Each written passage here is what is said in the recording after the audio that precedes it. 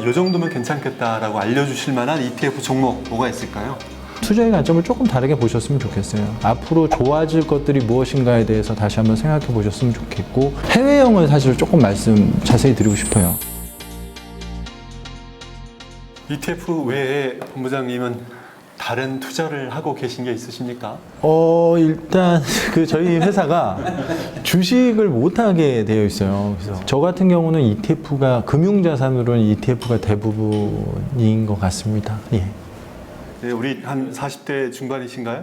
네, 저랑 연배가 비슷하신데 옆에 계신 우리 형님한테 좋은 종목, 좋은 ETF 테마 알려주신다라는 생각으로 요 정도면 괜찮겠다라고 알려주실 만한 ETF 종목 뭐가 있을까요?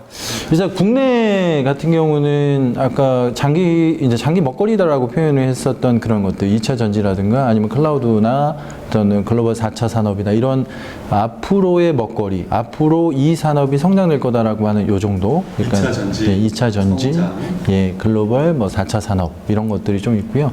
해외형을 사실 조금 말씀 자세히 드리고 싶어요. 이 나스닥 100 하면 이 나스닥 100이라고 하는 게 이렇게 감히 이게 미국의 코스닥이겠지 이렇게 생각할 수 있는데, 제가 나스닥 100을 말씀드리는 이유는 나스닥은 사실은 되게 열려있는 시장입니다. 아시는 것처럼. 그쵸? 2600개 정도의 기업이 상장을 시켜줬고, 거기에 이제 되게 오픈시켜서 기술만 가지고 있더라도 상장을 할 수가 있습니다. 근데 나스닥 100은 2600개 중에 100등 안에 드는 애들이죠. 그래서 보면 나스닥 100 지수만 잠깐 말씀드리면 그렇습니다. 예전에 이제 빵이라고 좀 들어보셨죠. 그래서 뭐 페이스북이다, 뭐 애플이다 이렇게 되는데, 예, 맞습니다. 근데 이제 이게 약간은 마이크로소프트가 이번에 클라우드 관련된 것들이 이제 부각이 되면서 이제 마프라고 해가지고 마이크로소프트까지 포함을 시켜서 뭐 마이크로소프트, 애플, 알파벳이죠. 그러니까 이제 구글, 그다음 뭐 페이스북, 이렇게 아마존까지 해서 이런 기업들이 있습니다. 이런 기업들이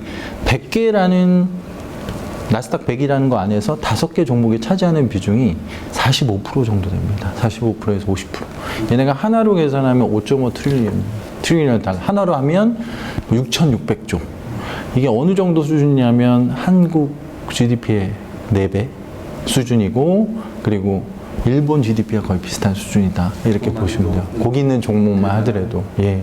그래서 이제는 이런 글로벌 기업들 5개만 제가 말씀드렸지만, 물론 여기에 이제 테슬라가 치고 올라왔습니다. 이렇게 쭉 올라와서 나스닥 100에는 테슬라가 탑 10 안에 들어가 있어요. 그래서 이런 나스닥 100이 가지고 있는 이런 기본적인 글로벌 성장성이 아주 높고 우량한 기업들에 투자를 하면서, 나머지 그러면 96개는 뭐냐라고 하면은 그런 종목들이 있죠. 그 안에.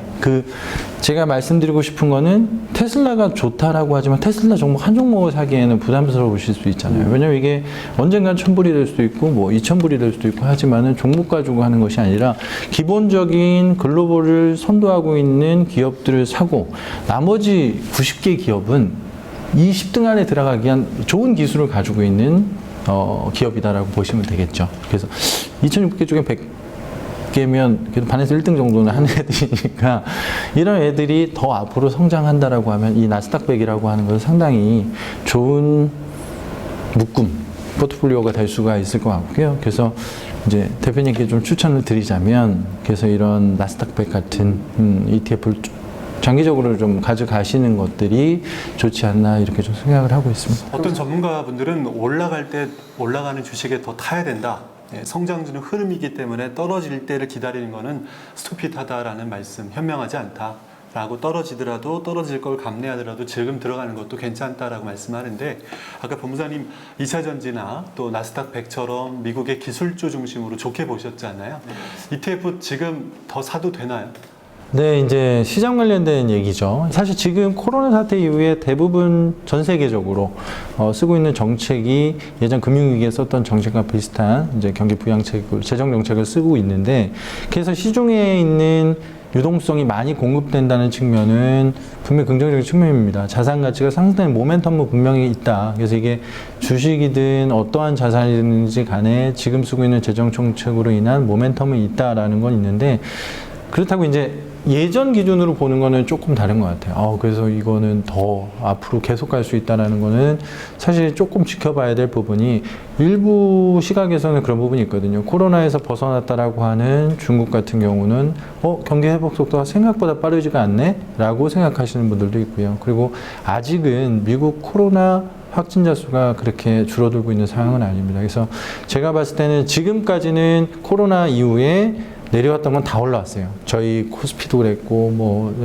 미국의 S&P부터 시작해서 다 올라왔습니다. 그래서 이런 상황 속에서 앞으로는 좀 변동성 있는 장세가 될 것이다라고 하는 것들은 분명하고요. 그래서 투자의 관점을 다만 그렇다고 이제 안 좋다 이렇게 말씀드리는 게 아니라 투자의 관점을 조금 다르게 보셨으면 좋겠어요. 앞으로 좋아질 것들이 무엇인가에 대해서 다시 한번 생각해 보셨으면 좋겠고, 소장님께서 말씀하신 것처럼 이게 앞으로 성장할 수 있는 산업은 시장이 다시 변동성이 심해져서 내려와도 회복할 수 있는 분명히 힘을 가지고 있다는 건 맞는 것 같습니다. 그래서 ETF를 하실 때 앞으로 이 산업이 맞다라고 생각하시면은 변동성이 있어서 조금 조정을 받는 기간이 있다 하더라도 투자하시는 건 맞다고 그렇게 생각하고 있습니다. 네. 각자의 투자의 상황에 따라서 또 여유 자금에 따라서 빚내서 투자할 수는 없지만 여유 자금이 있는 사람들은 과감하게 성장주에 또 ETF를 통해서 투자해 볼 수 있는 기회가 있겠네요.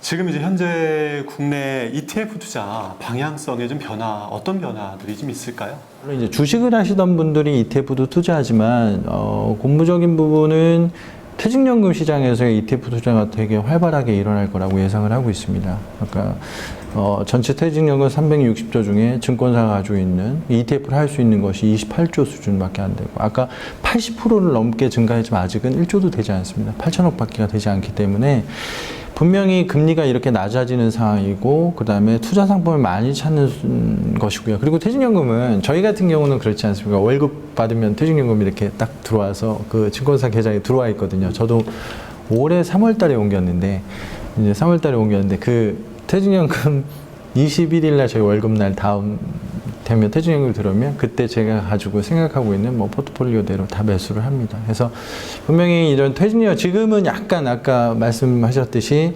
방치되어 있을 수 있는 부분이에요. 퇴직연금. 왜냐하면 그냥 예금에 투자하면 되지 했던 부분들이 금리가 낮아지고 이러한 투자에 대한 트렌드가 변화가 되면서 분명히 연금 시장은 상당히 또 큰 시장이기 때문에 ETF 쪽으로 많이 올 것이다 이렇게 생각을 하고 있습니다. 어떤 분들은 제가 퇴직을 5년 앞둔 부장님 상담을 해보니까요. 퇴직금이 RP로 금리가 0.7%, 그것도 증권사의 RP로 0.7%의 돈이 2억이나 묶여 있더라고요.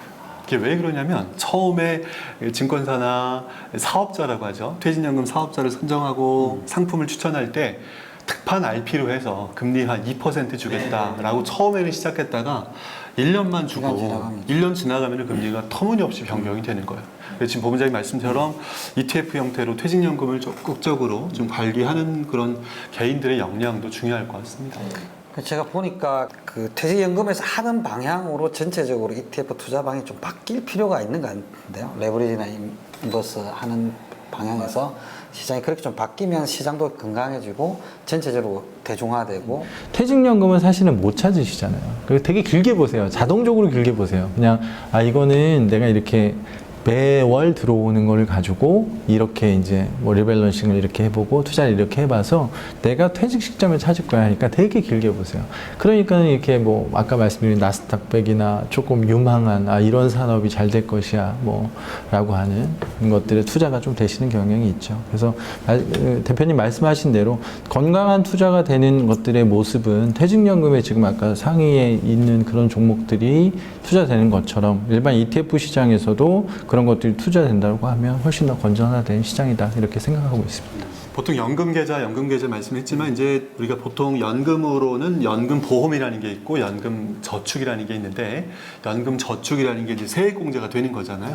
이 세액공제가 되는 연금저축이라는 단어가 들어가는 그 계좌 안에서 이제 ETF를 운영하고 관리를 하면 좋겠다라는 생각이 드네요.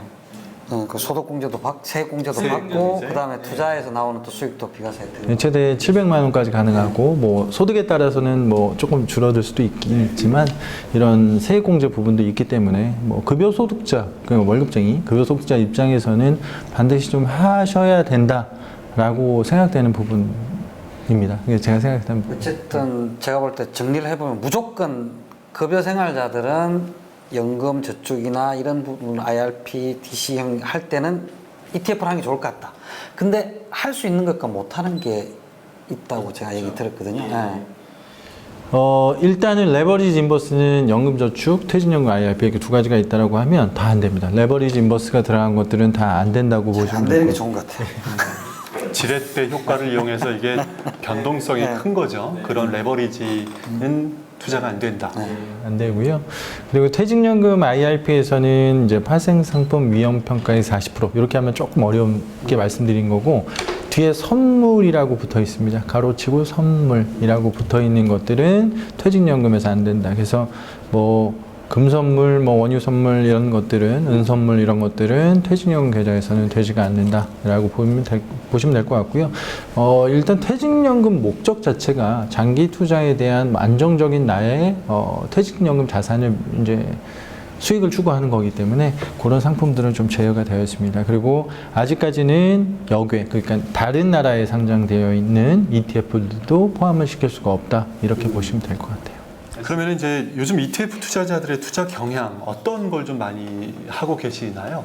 네, 제가 이 통계 자료를 진짜 한번 뽑아봤더니 확실히 이미 알고 계신 분들도 좀 있으신 것 같아요. 그래서 이제 탑 10을 제가 이제 개인연금에서의 탑 10, 그 다음에 이제 퇴직연금 IRP에서의 탑 10을 한번 생각을 뽑아서 한번 봤는데 대부분이 해외 투자 그리고 테마 투자입니다. 물론 뭐 그 안에는 대표 지수가 들어가 있는 경우도 있는데 오히려 개인연금에서 제일 많이 하시는 게 중국 CSI 300. 네, 중국 CSI 300, 그 다음에 미국 나스닥 100이 많고요. 그 다음 글로벌 아까 4차 산업, 글로벌 4차 산업 혁신 기술이라고 하는 부분들이 있고, 그 다음에 인컴형 좋아하시는 분들도 많으세요. 예, 배당 관련된 것들. 어차피 퇴직연금 자산을 그렇게 위험을 노출시켜서 또는 개인연금 자산을 노출시키고 싶지 않다라고 한다라고 하면 뭐 부동산 인프라 고배당, 약간 인프라나 부동산이나 어떤 고배당주에만 투자하는 이런 것들은 실제 그리고 이제 분배금이 나오더라도 그게 이제 배당이 요즘같이 제로금리라고 아까 처음에 말씀드렸는데 배당이 한 6% 정도 되거든요. 평균 배당이 한 5에서 6% 정도 사이기 때문에 네, 그래서 물론 이제 캐피탈 게인이 수도 있고 로스가 있을 수도 있지만 그 배당금이 나의 퇴직연금의 수익원이라고 생각하시는 분들도 있으세요. 그래서 퇴직연금 뭐 이제 개인연금에서 부동산 인프라 고배당에서 매년 한 이자 대신 난 요걸 받다가 근데 ETF의 좋은 점은 또 가격이 올라오면 매도할 수도 있고 예, 뭐 다시 추가 매수도 할 수가 있기 때문에 그래서 그런 인컴형 자산에도 투자하시는 분들이 좀 많이 있다라고 말씀드리고 싶고요. 인컴형 자산은 최근에는 워낙 성장주 중심으로 주가가 많이 뜨다 보니까 지금 말씀했던 리츠라든가 인컴형 자산 쪽에는 속된 말로 많이 좀 이렇게 죽수고 있는 상황이 됐잖아요. 하지만 배당금으로 봤을 때는 꾸준하게 안정적으로 자산 가치가 회복이 되면서도 배당금에 대한 효과가 괜찮을 수 있다라고 보시는 거군요. 투자의 관점에서는 사실은 이제 제가 가지고 있는 뭐 어떤 거를 투자해서 바로 수익을 내시기에는 오히려 방금 말씀드린 인컴형 ETF가 매력적이지 않게 보일 수도 있습니다. 근데 이게 연금으로 가게 되면 아까 말씀드린 배당 소득을 받았는데 6%를 받았는데 그게 15.4가 아니라 과세기원을 다 시켜놓고 매년 5에서 6% 정도의 그냥 이 분배금을 받고 있는 상황에서 나중에 이제 세금을 내는 거지 않습니까? 세금의 효과도 있고 나의 퇴직연금은 인컴형이 맞아라고 생각하시는 분들도 있잖아요. 그러니까 뭐 은행 예금 뭐 이렇게 생각하시던 분들이 그래도 배당이 5%가 넘으면 꾸준히 쌓인다고 10년이 쌓인다고 하면 이게 복리로 이렇게 쌓인다고 하면은 꽤 많은 효과가 있을 거고 그리고 투자되고 있는 부동산이나 인프라나 또 리츠죠. 이런 것들에 대한 것들이 선생님 말씀하신 대로 다른 주식 대비 지금 코로나 사태 이후 제일 안 좋죠. 안 좋았음에도 불구하고 뭐 앞으로는 더 나아질 수도 있을 것이다, 성장이 더 될 것이다 라고 생각하시면은 또 퇴직연금에는 넣으시는 분들도 많이 생기시더라고요. 이게 어떻게 보면 거의 최종 뭐 마지막 질문 같은 느낌일 수도 있는데, 그러면 ETF 다양하잖아요. 그걸 내가 100을 투자한다 그랬을 때 포트폴리오를 짜든지 전략을 좀 해서 하나만 딱 하는 게 아니고 이럴 필요가 있을까? 아까 말씀하셨을 때 다 알고 있다라고 하지만 제가 알고 있는 것과 또 전문가 알고 있는 게 좀 다르니까 그 어떤 식으로 좀 포트폴리오 짜서 전략적으로 좀 하면 좋겠다, 이런 제안을 좀 저희들한테 주시면 되겠죠. 저는 딱 그런 것 같습니다. 저의 너는 퇴직연금을 어떻게 운영하냐 이렇게 질문들을 많이 주실 때가 있죠. 예, 그래서 퇴직연금은 물론 일단 ETF로 합니다. 제가 뭐 ETF 종사자기도 하지만 ETF로 운영을 하면서 아까 말씀드린 종목 중에 저도 앞으로 성장될 산업에 대해 초점을 맞추죠. 그래서 이제 제가 가지고 있는 거는 나스닥 100 같은 거를 일단 첫 번째. 이 비중은 뭐 30% 하셔도 되고 40% 하셔도 되고 상관이 없습니다. 그리고 두 번째는 뭐 전기차 관련된 2차 전지 관련된 게 조금 더 있을 것 같고요. 그래서 그게 한 20%? 제 기준입니다. 한 20%? 그래서 30%, 20% 하시면 돼요.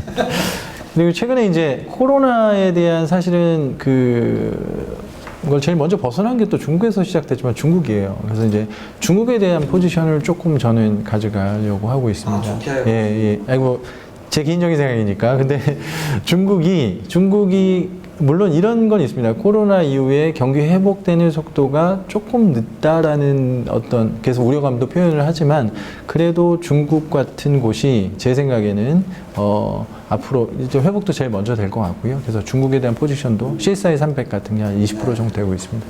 그리고 마지막으로는 부동산 인프라 고배당이라고 했던 것들에 대한 게 있고요. 퇴직연금은 근데 하나 아셔야 될 게 개인연금은 100% 이렇게 위험자산에 투자하셔도 돼요. 근데 30%를 다른 걸 투자하셔야 됩니다. 최대까지 위험자산에 투자할 수 있는 게 퇴직연금 IRP 같은 경우는 70%까지니까 30%는 조금 안전자산에 들어가야 되거든요. 그래서 30%는 제 계산이 맞나요? 30, 20. 맞는 것 같네요. 30, 20. 30%는 채권 관련된 자산을 하고 있어요. 근데 채권은 요즘은 좋죠. 요즘 같은 경우에 지금 뭐 이런 아까 재정정책을 쓰고 자산에 대한 어떤 가치 상승이나 모멘텀이 있는 상황 속에 주식도 좋고 채권도 좋고라고 하지만 그래서 채권 부분들에 대한 투자를 할 수도 있고 뭐 저 같은 경우는 달러도 사실은 아직 잘 모르겠더라고요. 그러니까 달러에 대한 거를 달러 약세가 되고 있지만 이게 뭐 계속 약세가 될 것이냐라는 부분은 아직 저도 잘 모르고 있어서 뭐 달러 단기 채권 이런 것도 있습니다. 실제 이거는 뭐 단기 채권이지만 달러에도 좀 투자하는 이런 안전자산, 그렇게 좀 투자를 해서 포지션을 그렇게 좀 가져가고 있습니다. 그래서 비율은 물론 이제 30%는 좀 안전자산이셔야 되니까 그거는 퇴직연금의 경우는 그거는 맞고 70%는 방금 말씀드린 아까 이제 말씀드렸지만은 여기 괜찮겠다라고 생각했던 거에 편안하게 투자하셔도 괜찮지 않을까 이렇게 생각하고 있습니다. 오늘 이제 그 ETF에 대해서 공부를 했는데 ETF가 약자가 익스체인지잖아요. 보통 이쿼티해서 뭐 ELS라든가 이런 거로 이쿼티로 주식으로 생각하는 분들이 많이 계신데 익스체인지 즉 지수로 이제 거래가 되는 그런 종목으로 ETF에 대한 공부를 해봤습니다. 그만큼 다양한 자산을 담고 있는 투자의 자산이다라고 볼 수 있는 거죠. 우리 시청자들께 ETF에 대한 오늘 공부 마무리하시면서 당부해 주시고 싶은 말씀 한두 가지 정리 부탁을 드리겠습니다.